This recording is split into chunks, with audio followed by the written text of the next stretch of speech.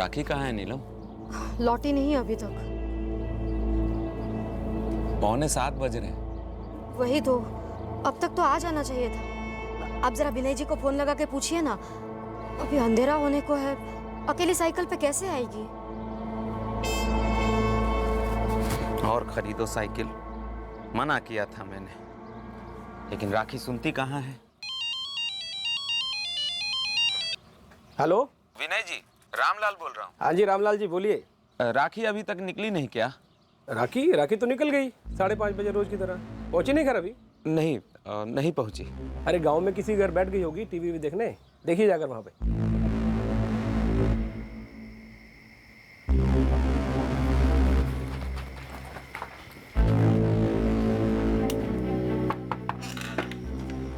रामलाल जी, शिफा जी, वो राखी आई थी क्या आपके यहाँ टीवी देखने के लिए? बिजली तो अभी 10 मिनट पहले आई है, अभी तक तो टीवी शुरू भी नहीं किया। क्या हुआ, राखी घर पर नहीं पहुंची क्या?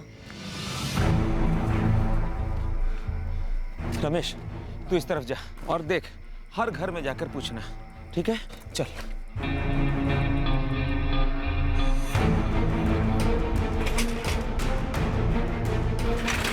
जहां तक हो सके देख का था।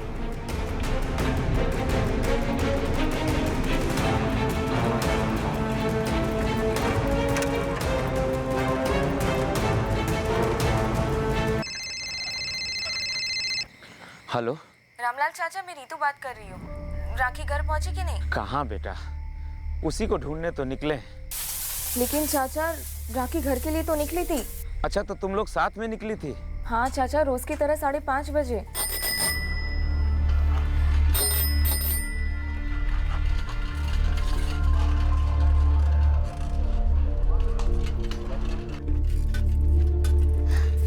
चल राखी, कल मिलते हैं। बाय। मैं अपने गांव की तरफ मुड़ गई थी और राखी अपने चंद्रोन की तरफ। लेकिन नीतू बेटी, राखी तो घर पहुंची ही नहीं, कहीं और जाने की बात कर रही थी क्या? नहीं तो। अच्छा, तो तुमको कैसे पता चला कि राखी घर नहीं पहुंची है? वो विनय मामा ने मुझे फोन किया था, बोले कि राखी अभी तक घर नहीं पहुंची।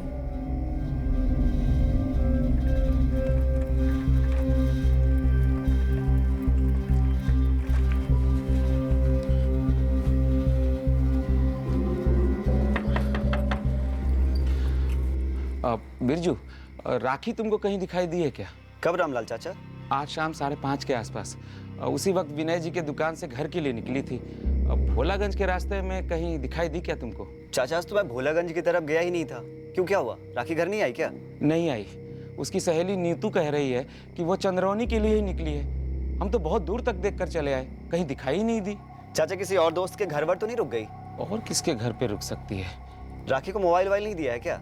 नहीं, गांव के हर एक घर में जाकर पूछा, चंद्रौनी स्टेशन पर भी ढूंढा, कहीं नहीं मिली। पर बाबा, दीदी स्टेशन क्यों जाएगी? कहाँ जाने वाली है तुझको बताई थी क्या? नहीं बाबा। बोला था मैंने, इतनी दूर जाकर काम वाम करने जाने की जरूरत नहीं है, पर सुनती नहीं है। बोला था साइकिल वाइकिल मत खरीदो, फिर भी ली। जो मन में आया करती है। कोई सिर्फ अपनी मर्जी की सोचा करे तो दूसरों का क्या हाल होगा? देखिए, मेरे तो हाथ पैर ठंडे पड़ रहे हैं। मेरा माथा गर्म हो रहा है और खून भी खौल रहा है। भूख लगा हुआ है, खाना निकालो। जी, बच्ची अभी तक घर नहीं लौटी है।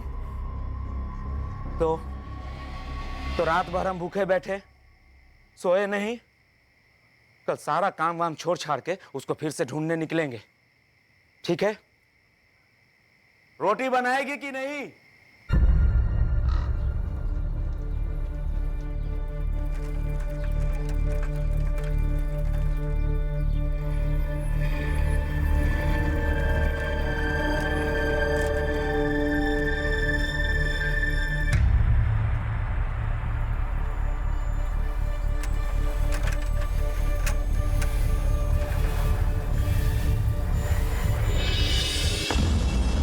बाबा, वो वहाँ पर वो दीदी का दुपट्टा है वो।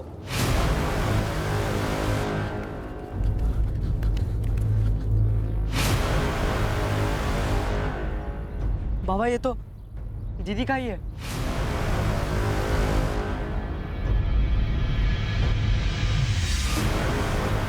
बाबा, वो दीदी की साइकिल।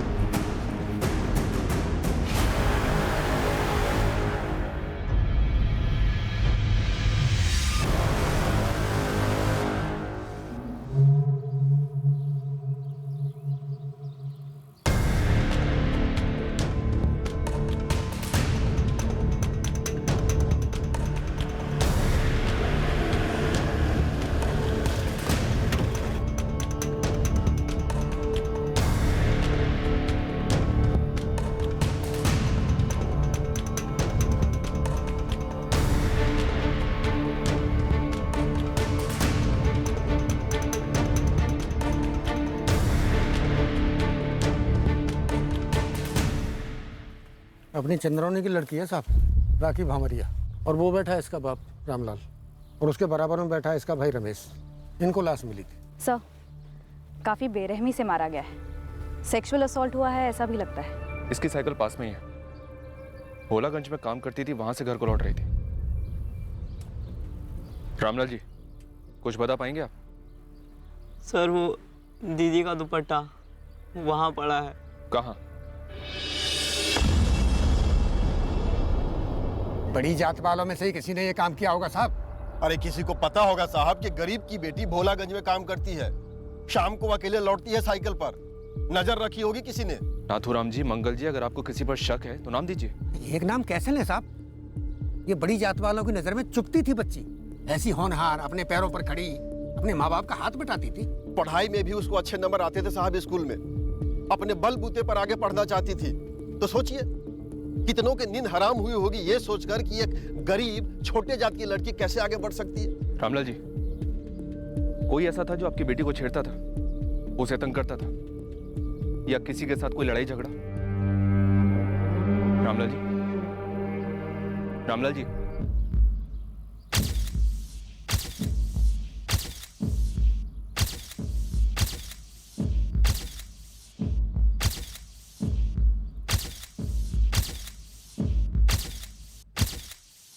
गैंगरेप हुआ है इंस्पेक्टर, काफी ब्रूटल, कम से कम 2 लोग होंगे। फिर गला घोटा गया? हाँ, पर लड़की खूब लड़ी होगी, काफी फाइट बैक की होगी। हाथ के नाखून टूटे हैं, पर लड़की आसानी से नहीं टूटी होगी। पूरी बॉडी पर निशान है, पीट पीट कर रेप हुआ है इंस्पेक्टर। हो सकता है 2 से ज्यादा लोग हों।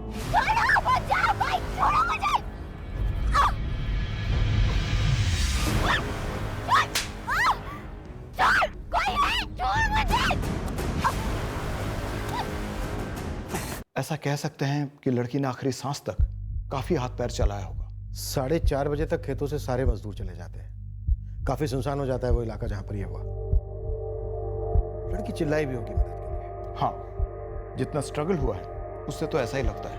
क्राइम सीन से हमें ऐसा कोई कपड़ा नहीं मिला जिससे मुंह बंद किया गया, लेकिन किसी ने चीखें सुनी हो ऐसा भी कोई सामने नहीं आया। मैडम, हम इस पॉइंट से अपने अपने रास्ते गए थे, मैं उस तरफ, राखी उस तरफ, रोज के जैसे। तुम और राखी गहरे दोस्त थे? जी, स्कूल से। क्या कोई तुम लोगों का पीछा कर रहा था उस दिन? शायद 2 या 3 आदमी जो शायद राखी के पीछे पीछे उस तरफ गए हों। नहीं मैडम, ऐसा लगा तो नहीं, हम तो बस साइकिल चलाते हुए गप्पे मारते हुए जा रहे थे। पिछले 2 महीने से हम ऐसे ही साइकिल पर जाते थे। पिछले 2 महीने से? उससे पहले? उसके पहले राखी के पास साइकिल नहीं थी ना, उसने अभी जुलाई में ही खरीदी थी। तो उसके पहले वो कैसे आती जाती थी, बस या रिक्शा? शेयर रिक्शा से।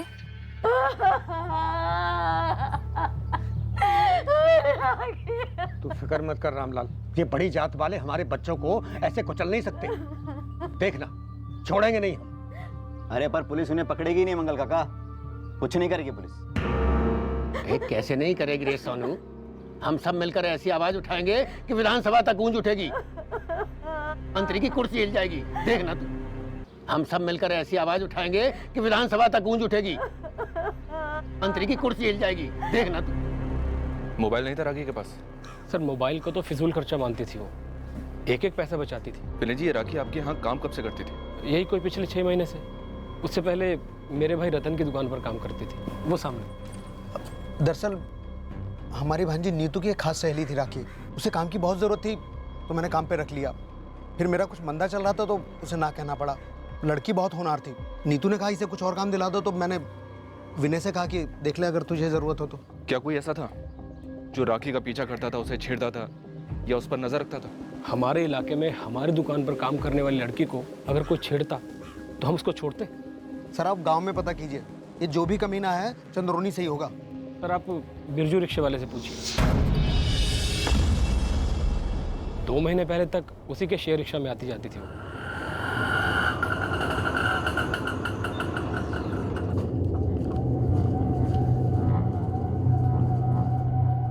पिछले 2 महीने से राखी अकेले साइकिल से चंद्रोनी से भोलागंज आती जाती थी। कौन था जो मौका ढूंढ रहा था? तेरे गांव का था कोई जो राखी के पीछे था? नाम बोल बिरजू। साहब ऐसे पक्का कैसे किसी के बारे में बोल सकता हूँ? तो कच्चा बोलते। किसने बताया कि तू और राखी 12वीं तक एक ही क्लास में थे और 2 महीने पहले तक राखी तेरे ही रिक्शा से आती जाती थी? हाँ साहब, मैं ज़्यादातर चंद्रोनी और भोलागंज के बीच ही अप डाउन करता हूँ। राखी बहुत होशियार थी, हर चीज़ में परफेक्ट, एकदम टाइम टू टाइम। सुबह 8 को काम पे निकलती थी, एक दिन 1 मिनट भी लेट नहीं।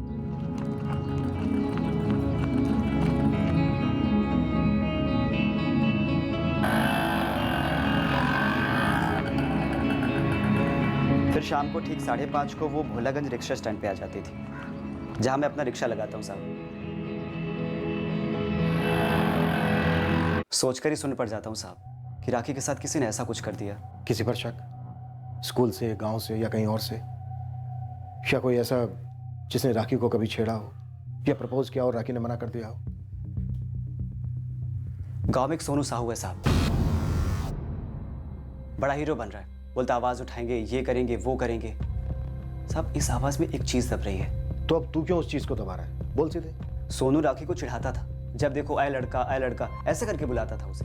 और क्या कहता था? कभी कुछ किया उसने? राखी के साथ तो पता नहीं, लेकिन एक बारी सोनू की वजह से मेरी रिक्शा में बवाल हो गया था। अरे क्या हुआ? रिक्शा रोक! बिरजू रिक्शा रोक! अरे रुक! निकल साले तू। समझता क्या तू अपने आप को? समझता क्या? क्या कर रही है कमला तू? क्या हुआ कमला? क्या हाथ घुमाते घुमाते कहीं पे भी हाथ लगाएगा तू? हाँ? क्या पकड़ी है तू? सोनू चल माफी मांग। अबे माफी तो तू मांग। 3 के बजाय 4 को बिठाता, कभी 5 को। साला हाथ रखने का जगह नहीं रहता है। तो मेरे सीने पे हाथ रखेगा बेशरम साले। हो गया कमला बस। सोनू ने कभी राखी को छेड़ा था? कभी कोई झगड़ा वगड़ा हुआ था दोनों के बीच? झगड़ा तो हुआ था साहब, रामलाल चाचा ने तो राखी की ही क्लास ले ली थी।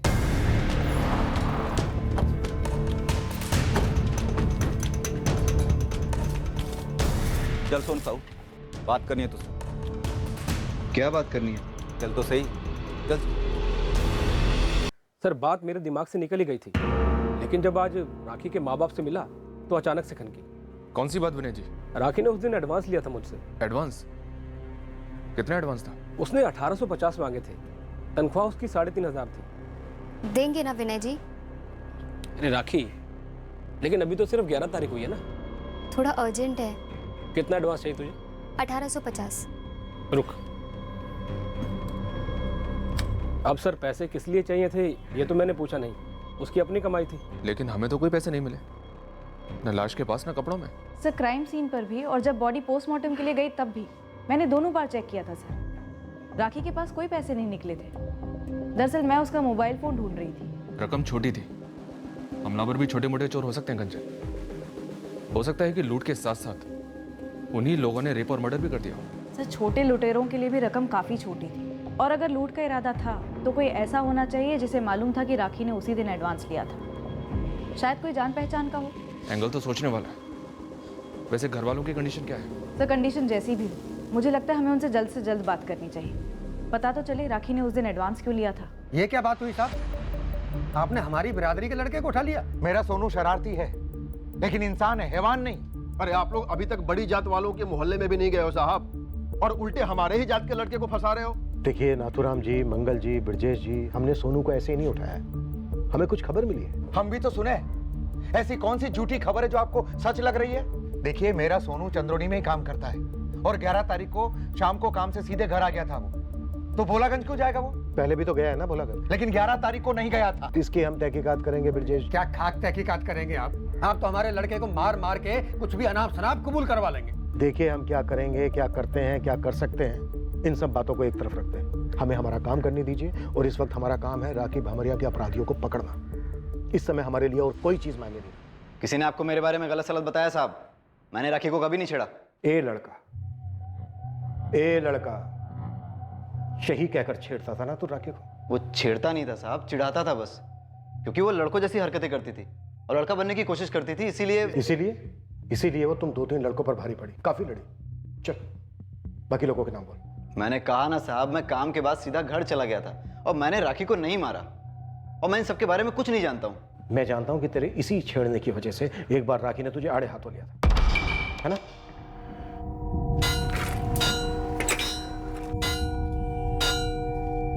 ए सोनू, क्या बोला रे तू? मैंने क्या बोला? अभी जब मैं यहाँ से गुजरी तो तू क्या बोला? मैं यहाँ पे काम कर रहा हूँ, समझी? और मैंने क्या बोला तुझे? फट्टू साला। अब बोल, क्या बोला? लड़का बोला। ए लड़का, ओए लड़का, खुश। लड़कों जैसी हरकतें तो लड़का ही बोलेगा ना। अरे रे बोल, अब बोल ना। राखी हाथ छोड़। अब क्यों नहीं बोल रहा है? बोल रहा हूँ, हाथ छोड़ मेरा। राखी बेटा छोड़ इसे, छोड़। आज के बाद अगर आते जाते फुसफुस आया ना तो ये उंगली नहीं हाथ तोड़ दूंगी। छोड़ इसे, छोड़। इसके मुंह मत लग। चाचा के बोलने पे लिहाज कर रही हूँ, वरना दांत तोड़ देती आज तेरे। चल काम कर। और उस दिन के बाद से उसे चिढ़ाना छोड़ दिया था साहब। राखी की तरफ कभी मुड़कर भी नहीं देखा। पर उसके लिए घात लगाए बैठा रहा और मौका मिलता ही अपने साथियों के साथ टूट पड़ा उस पर। ले लिया बदला। कैसा बदला साहब, कैसा बदला? मुझे रत्ती भर भी दिलचस्पी नहीं थी उसमें। मुझे तो वो लड़का लगती थी, लड़कों जैसी हरकतें करती थी और एक नंबर की नकचड़ी और घमंडी लड़की थी वो। आप उसके बाप से क्यों नहीं पूछते? गाँव में कितने झगड़े थे उसके, किसी की नहीं सुनती थी वो। गाँव वाले भी कहते थे कि लड़की जैसा पेश आया कर, लेकिन नहीं, उसके अपने अलग ही टशन, अलग ही गुरूर थे। जो तूने अपने साथियों के साथ मिलकर तोड़ दिया, कत्ल और रेप करके। चल बाकी लोगों के नाम बोल। क्या नाम बताऊं साहब? मैंने कुछ नहीं किया, मैंने अपने किसी दोस्त को नहीं बुलाया। हाँ, एक नाम दे सकता हूं। बोल। मनोज चौधरी। बड़ी अजीब बात है साहब, किसी ने उसका नाम ही नहीं लिया अभी तक। कौन है मनोज चौधरी? राखी के साथ पढ़ता था साहब वो। राखी पर लट्टू था। 11 सितंबर को चंद्रुनी में ही था वो, उसके बाद से नहीं दिखा। मुझे नहीं पता राखी ने विनय जी से एडवांस क्यों लिया था। तुझे कुछ पता है? कुछ बोली थी राखी? राखी कुछ बताती नहीं थी, कुछ सुनती नहीं थी। 12वीं के बाद यहाँ से 10 किलोमीटर दूर भोलागंज में नौकरी कर ली। मैंने उसे मना किया, समझाया कि लड़की है, उसे काम पे जाने की जरूरत नहीं है, लेकिन वो सुनी नहीं। फिर वो साइकिल खरीद ली तनख्वाह से, ऐसे ही एडवांस लेकर। मैंने तब भी टोका था, फिर भी नहीं सुनी। हमेशा अपने मन मर्जी की करती थी। हमने सुना है राखी आगे पढ़ना चाहती थी, इसलिए काम कर रही थी, कॉलेज के लिए पैसे जुटा रही थी। बड़े बड़े सपने देखती थी वो, अपने दायरे में रहना नहीं आता था उसको। मैं जिला परिषद में चपरासी हूँ, ठीक ठाक गुजारा हो जाता है हमारा, लेकिन राखी पे तो कॉलेज का भूत चढ़ गया था। हमेशा ऐसे सपने देखती थी जो हमारी औकात से बाहर थे। नौकरी करोगी? हाँ बाबा, आगे पढ़ना है तो बस उसी के लिए पैसे जमा करूंगी। 12वीं तक तो पढ़ चुकी है, ये नौकरी करने की, पढ़ाई करने की क्या ज़रूरत है? 19 की हो गई है। अब तो अपनी बिरादरी का कोई अच्छा सा लड़का ढूंढ कर तुम्हारी शादी करवा देते। बाबा मुझे अभी शादी नहीं करनी है, दिल्ली जाकर पढ़ना है, PhD करना है। अपने बाप का मजाक उड़ा रही है। नीलम, क्या है ये? राखी, महीने के आखिर में आटे दाल के पैसे नहीं होते हैं। ये क्या सपने देख रही है तू? इसीलिए तो नौकरी करूंगी ना माँ, पैसे बचाऊंगी, कॉलेज के लिए अप्लाई करूंगी, स्कॉलरशिप लूंगी। इतना पढ़कर क्या हासिल कर लेगी? पापा जो हासिल करना होगा वो, लेकिन ऐसे बिना पढ़ाई किए, बिना डिग्री के तो कुछ हासिल नहीं होगा ना। पढ़ना ही है तो दिल्ली विल्ली जाने की क्या जरूरत है? पास के किसी कॉलेज में चली जा, नंबर हो ना हो, अपनी बिरादरी का कोटा है। मैं अपने समाज में बात करके तुम्हारा सर्टिफिकेट बनवा लूंगा, फिर आराम से दाखिला हो जाएगा। बाबा मुझे आराम से कुछ नहीं चाहिए, 2-3 साल काम करूंगी और देखना उसी कॉलेज में अप्लाई करूंगी जहां मुझे पढ़ना है, वो भी बिना किसी कोटे के। क्यों? शर्म आती है तुमको हमारी बिरादरी पर? बड़े लोगों की बराबरी करना चाहती है? तू किसी भी कॉलेज में दाखिला ले ले, लेकिन उन लोगों के बीच कभी दाखिला नहीं मिलेगा तुझे। बाबा आप बिल्कुल गलत समझ रहे हैं मेरी बात को। मुझे किसी से कोई बराबरी नहीं करनी और किसी के बीच एडमिशन नहीं लेना है। मैं जो हूँ बहुत खुश हूँ। मैं जो करना चाहती हूँ उसका बोझ आप पर नहीं डालना चाहती, उल्टा आपका बोझ कम करना चाहती हूँ मैं, और करूँगी। ये बोझ रमेश पढ़ लिख कर अपने सर ले लेगा।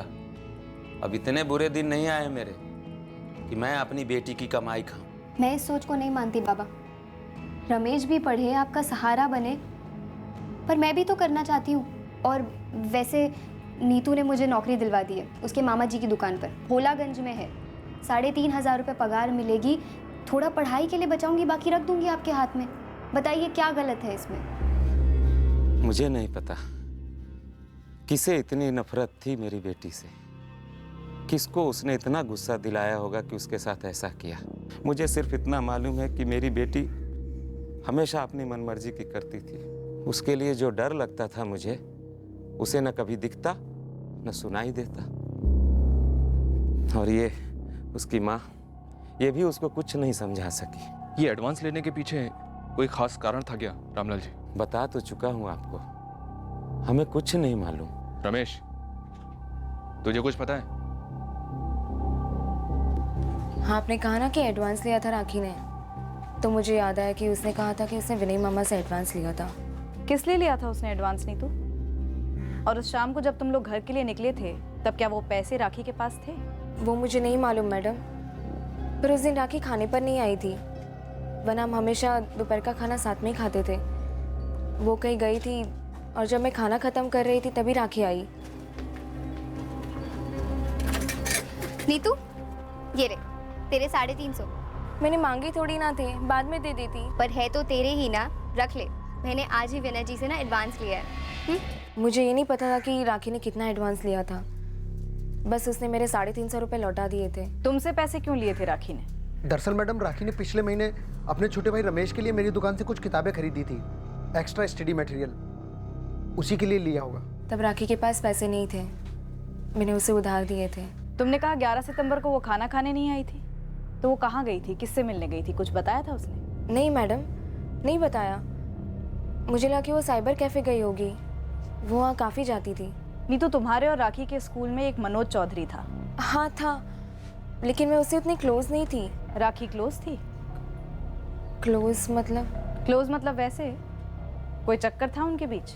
मनोज चौधरी? हाँ, सोनू साहू बता रहा था कि मनोज चौधरी तुम लोगों की क्लास में था, तुम्हारी और राखी की 12वीं तक। हाँ साहब, बिल्कुल था, लेकिन वो इस हद तक जाएगा ये मेरी समझ में नहीं आ रहा साहब। इस हद तक मतलब किस हद तक? साफ साफ बोल बिरजू। साहब, पूरा स्कूल जानता था कि मनोज राखी को पसंद करता है। अब उसने उसको प्रपोज किया हो, ये मैं नहीं जानता साहब। हमने सुना है कि 11 सितंबर की शाम तक मनोज चौधरी यहीं था, चंद्रोनी में। हाँ साहब, दिल्ली से आया था, मैं भी तो मिला था उससे। अरे हाँ, 11 सितंबर के बाद तो यहाँ दिखा ही नहीं। ये तो मुझे खनका ही नहीं साहब।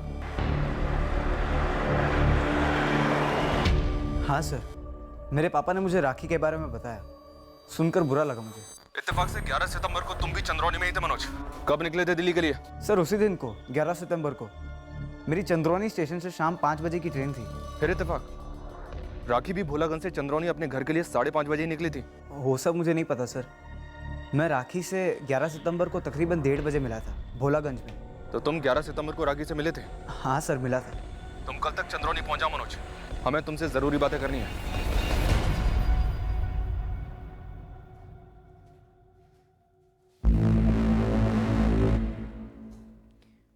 सर, राखी जिस साइबर कैफे में अक्सर जाया करती थी वो विनय की दुकान के पास ही है। 11 सितंबर को भी वो वहां गई थी, रजिस्टर में एंट्री है उसकी।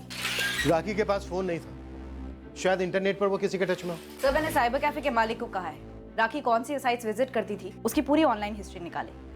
ये मनोज चौधरी कल तक दिल्ली से आ जाना चाहिए सर। कोई स्कूल वाला माजरा तो नहीं? कोई रिजेक्टेड प्रेमी जिसने किसी के साथ मिलकर हमला किया हो बदला लेने? सर, राखी की अब तक जो तस्वीर उभरी है वो एक मजबूत और निडर लड़की की है। बिल्कुल सही तस्वीर उभरी है। पोस्टमार्टम रिपोर्ट के हिसाब से राखी ने हमलावरों के साथ काफी फाइट बैक किया था। सर, घर वाले गांव वाले राखी को एक ही नसीहत देते थे कि ऐसे पेश आओ जैसे कि लड़कियों से उम्मीद की जाती है, डरी सहमी सी रहो, जिद्दी मुंहपट नहीं।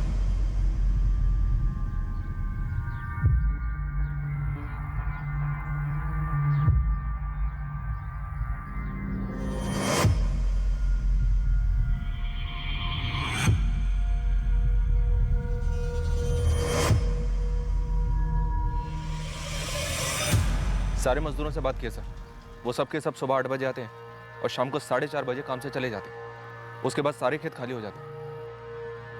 इस इलाके में इससे पहले कभी कुछ ऐसा हुआ है या कोई और जुर्म? ऐसा कुछ अभी तक रडार में तो नहीं आया सर।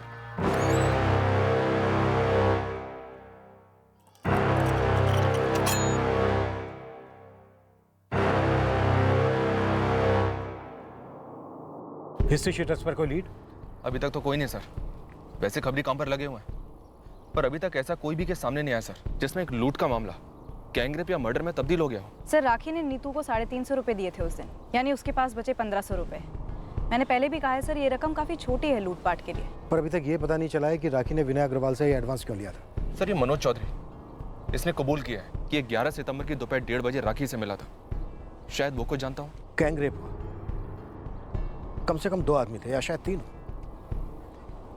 राखी यहाँ से अपनी साइकिल पर आ रही होगी और हमलावर शायद यहीं कहीं छिपकर बैठे होंगे। और फिर शायद यहीं कहीं से वो राखी को खेत के अंदर घसीट कर ले गए होंगे सर। और उसकी साइकिल को भी सर। खेत का रास्ता काफ़ी उबड़ खाबड़ है, चांस कम है कि राखी खुद साइकिल पर खेत के अंदर गई होगी। इतना तो मैं श्योर हूँ कि साइकिल को लूटने के इरादे से हमला नहीं हुआ होगा। मामला साइकिल से नहीं, राखी से ही जुड़ा हुआ होगा। आप लोगों ने जो राखी भामरिया के बारे में पता लगाया है, उससे तो यही लगता है कि राखी भामरिया वॉज अ फाइटर, एक मजबूत फाइटर। इसमें कोई दो राय नहीं है कि राखी ने ये साइकिल रिक्शा का खर्चा बचाने के लिए खरीदी थी। अपनी इस इंडिपेंडेंट सोच के लिए उसने अपने पिता से कई बार डांट भी खाई। राखी को काबू में करने के लिए 1 से ज़्यादा लोग लगे होंगे, उसे दबोच कर उसकी हिम्मत को तोड़ने। मुझे नहीं लगता कि ये एक अचानक से हुई लूट का केस है जो ऑन द स्पॉट गैंगरेप और मर्डर में बदल गया। मुझे लगता है कि ये अटैक राखी के तन के जरिए उसके मन को तोड़ने की कोशिश थी, उसको दबाने के लिए किया गया था।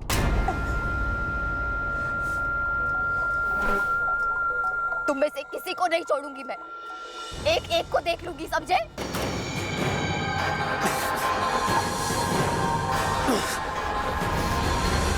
आपका मतलब है राखी पर हमला करने भेजे गए थे? संभावना है राखी पर हमला करने की पूरी प्लानिंग के साथ आए होंगे। प्लान था तो कोई जान पहचान का हो सकता है। एक चीज मैं दावे के साथ कह सकती हूँ, वो लोग राखी को जिंदा छोड़ना नहीं चाहते थे। तुम राखी को पसंद करते? जी सर, स्कूल टाइम से। तब भी राखी ऐसी थी, जिद्दी, मजबूत? हाँ सर, हमेशा से ऐसी ही थी, गलत कभी बर्दाश्त नहीं करती। क्या राखी भी तुम्हें पसंद करती थी? राखी ने कभी बोला नहीं, मैंने कभी पूछा नहीं, ना अपनी फीलिंग्स उसे बताई। क्यों? सर अच्छी फ्रेंडशिप थी हमारी। मुझे डर था कि अगर मैंने उसे प्रपोज किया और वो नाराज हो गई तो फ्रेंडशिप भी टूट जाएगी। तुम्हें ऐसा क्यों लगता था कि राखी नाराज हो जाएगी? सर जहाँ तक मैं राखी को समझता था, उसे लाइफ में कुछ करना था, उसे पढ़ना था, उसका फोकस सिर्फ पढ़ाई पे था। मनोज, 11 सितंबर को यहाँ से 10 किलोमीटर दूर भोलागंज में तुम राखी से छिपकर क्यों मिले? यहीं क्यों नहीं मिले चंद्रोनी में? जबकि 6 सितंबर से तुम अपने घर पर ही थे यहाँ चंद्रोनी में। यहाँ मिला था सर, लेकिन थोड़े टाइम के लिए। एक्चुअली राखी नहीं चाहती थी कि कोई देखे हमें साथ में, और बेकार में 2 और 2 5 जोड़े। इसीलिए दिल्ली जाने से पहले मैं उसे भोलागंज मिलने गया। मिलने का कारण? राखी को दिल्ली के कॉलेजेस के बारे में कुछ जानकारी चाहिए थी। वो जॉब इसीलिए कर रही थी ताकि वो अपने आगे की पढ़ाई के लिए पैसे जोड़ सके। Thank you. राखी, तुझे तो कहीं पे भी एडमिशन मिल सकता है कोटे से, तो तूने कास्ट सर्टिफिकेट बना लिया ना? नहीं। हाँ तो जल्दी से बना ले, आजकल ऑनलाइन हो जाता है सब कुछ। मनोज, मुझे एडमिशन ना सिर्फ अपने मेरिट पर चाहिए। बाबा के ऊपर फीस का बोझ नहीं डालना चाहती मैं, इसलिए 2 साल अच्छे से कमाऊंगी और फिर आगे पढ़ाई करूंगी। तुम एक हेल्प करोगे मेरी? हाँ बोलना, श्योर। एक मिनट। ये विश लिस्ट है कॉलेजेस की जहाँ मैं पढ़ना चाहती हूँ। इनके फर्स्ट सेमेस्टर की और हॉस्टल की फीस पता करनी है मुझे। तुम पता करके ईमेल कर दोगे?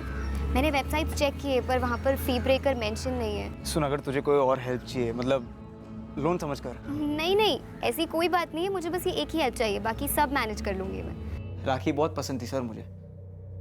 उस दिन मुझे भी ऐसा लगा था कि शायद वो भी मुझे कुछ ऐसा कहेगी, लेकिन उसने ऐसा कुछ नहीं कहा, एक ज़रा सा हिंट तक नहीं दिया मुझे। वो तो बस college fees, research facilities, professors, इसी के बारे में बातें कर रही थी, क्योंकि मैं दिल्ली में पढ़ता हूँ। मनोज, कोई आइडिया राखी ने उस दिन अपने मालिक से एडवांस क्यों लिया था? एडवांस? नहीं सर, मुझे कैसे पता होगा? हमारे बीच तो सिर्फ एकेडमिक्स के बारे में बातें हुई थी, एक वर्ड यहाँ वहाँ का डिस्कस नहीं किया हमने। कोई और था तुम्हारे अलावा जो राखी को पसंद करता था? मैं ऐसे किसी को नहीं जानता सर जो राखी को लाइक करता था और उसके ना कहने पर उसके साथ ऐसा कुछ करे। ऐसे किसी को जानते हो जिसे राखी ने ना कहा हो? ऐसे किसी को जानते हो जिसे राखी ने ना कहा हो? नहीं सर, उस जगह पे इस तरह का कभी कोई हमला नहीं हुआ और ना ही कोई लूट जिसे इस केस से जोड़ सके। गाँव क्या कहता है? कुछ नहीं, ठंडा सर। पर हमें कुछ तो चाहिए गुरु। सर मुझे लगता है ये जो लूट वाला एंगल है उसे आप किनारे कर दो। ये कोई करवाया गया मर्डर लगता है। गैंगरेप मत भूल। सर ये कोई पहली बार तो होगा नहीं कि लड़की की सुपारी उठाने वालों ने कॉन्ट्रैक्ट से बाहर जाकर अपनी हवस को पूरा किया हो। अबे गुरु, अगर ये किराए के बंदे थे तो ये नामुमकिन है कि तुझे इसकी बू ना लगी हो। कोई तो था जो राखी को जान से मारना चाहता था, उससे बदला लेना चाहता था। ये सोनू साहू जो राखी को अक्सर छेड़ता था, उसे काफी तोड़ा है हमने। इस मनोज को भी टटोला। अब ये तो कंफर्म हुआ है कि मनोज चंद्रौनी से शाम को 5 बजे की ट्रेन में बैठा था, लेकिन कहीं कोई एंगल बन नहीं रहा है। इस पर हमें जल्द ही कोई ना कोई लीड चाहिए ही चाहिए। मामला काफी गर्मा रहा है जात पात को लेकर। सर मैं और गहरा जाता हूँ, कुछ ना कुछ निकाल कर आऊंगा जरूर। तब तक आप इस राखी की सहेली नीतू से दोबारा बातचीत कीजिए। क्यों, कुछ सुना तूने? ना नहीं, पर सर जवान लड़कियां, सहेलियां, काफी कुछ बातें होती होंगी। हो सकता है नीतू कुछ छुपा रही हो। कैसे गुरु? सर, साइबर कैफे में राखी की सर्फिंग हिस्ट्री चेक की। सिर्फ और सिर्फ कॉलेज की वेबसाइट्स विजिट हुई हैं या फिर एडमिशन फॉर्म्स डाउनलोड हुए हैं। कभी किसी से कोई चैट वैट नहीं हुई। सर उस दिन राखी का एडवांस पैसे निकालना, ये मुझे कुछ खटक रहा है। आखिर क्यों एडवांस निकाला होगा राखी ने? लूट के सारे हिस्ट्री शीटर्स को एक बार फिर से बारीकी से टटोल। हो सकता है ये सारा मामला वाकई में 1500 रुपए की लूट का हो और हम ऐसे ही बिना बात के गोल गोल चक्कर काट रहे हैं।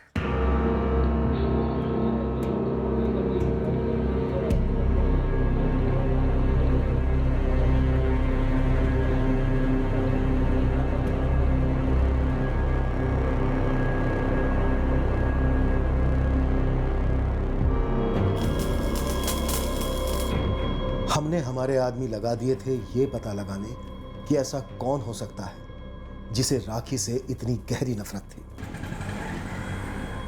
हमने बिरजू को आंखें और कान खुले रखने के लिए कहा था ये पता लगाने कि कौन इस हादसे के बारे में या राखी भामरिया के बारे में कोई भी बात कर रहा है। विनय अग्रवाल जहां राखी काम करती थी वो भी हमारे संदिग्धों की लिस्ट में था। राखी की सहेली नीतू से बार बार पूछताछ की गई, इस उम्मीद से कि वो शायद इस केस पर कोई नई रोशनी डाले। क्राइम सीन लगातार हमारी आंखों के सामने आता रहा। उस जगह पर शायद कुछ ऐसा था जो हमसे नजरअंदाज हुआ था। ये केस अब पूरे राज्य में खलबली मचा रहा था।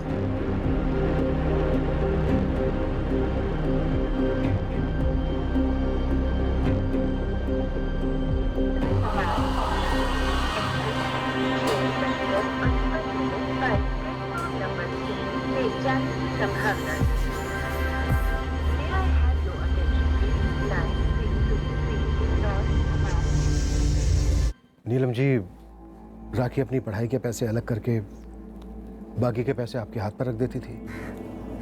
राखी ने कुछ तो बताया होगा इस एडवांस के बारे में। नहीं बताया साहब,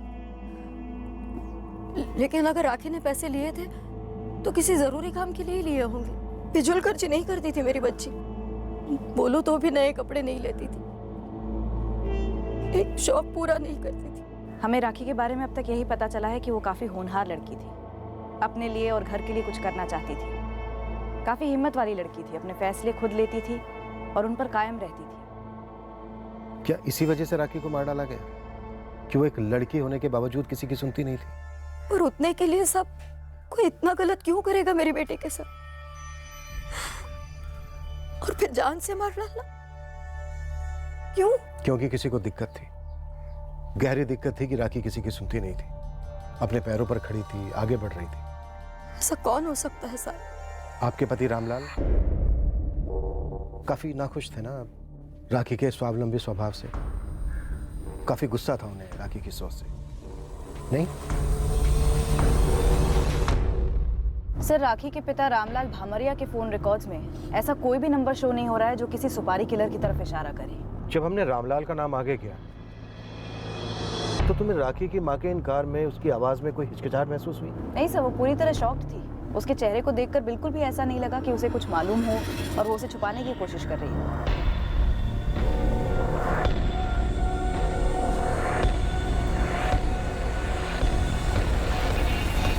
और सर, सस्ते से सस्ता सुपारी किलर भी कम से कम 5000 तो लेगा, जो कि रामलाल के लिए काफी ज्यादा रकम है। और ऊपर से राखी उसकी अपनी बेटी।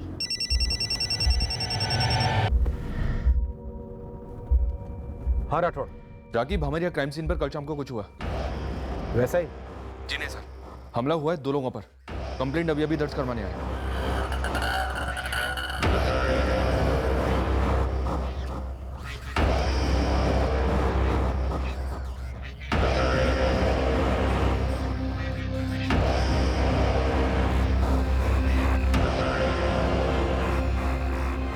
सर ये सागर पाल है और ये इसका छोटा भाई राकेश पाल, दोनों पर हमला हुआ कल शाम।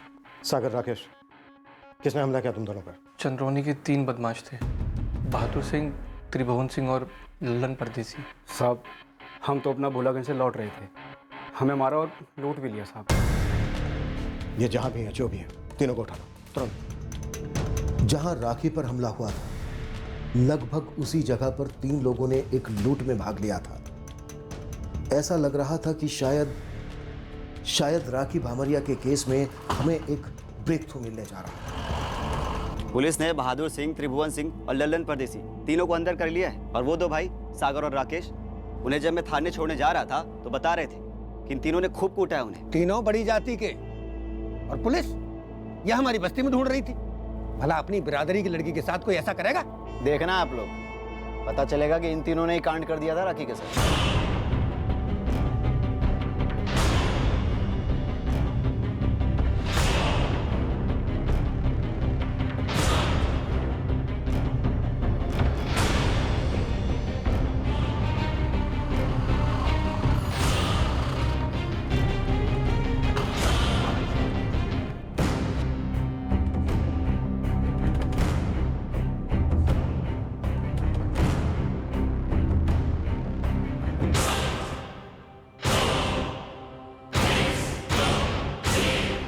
अब हमें पता लगने वाला था सागर पाल और राकेश पाल पर हुए हमले के बारे में।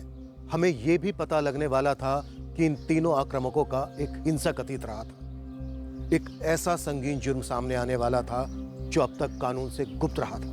यह संगीन जुर्म एक मर्डर था और हत्यारा इस भयंकर हत्या के बाद बड़े आराम से सामान्य जिंदगी बसर कर रहा था। हमें उन लोगों के बारे में भी पता चलने वाला था जिन्हें राखी भामरिया के रेप और मर्डर में इस्तेमाल किया गया था। आखिरकार यह केस क्या था? 11 सितंबर की शाम को उन खेतों में हुए कांड की सच्चाई क्या थी? क्या यह एक सेक्सुअल असॉल्ट का केस था या किसी और साजिश का नतीजा? राखी का रेप और मर्डर करने वाला शुरुआत से हमारे सामने था, पर उसने एक लंबे अरसे तक हमें चकमा दे रखा था। कल के एपिसोड में देखिए किस तरह हम गुनहगार को कानून की चौखट पर घसीट लाए। क्राइम पेट्रोल सतर्क। जय हिंद।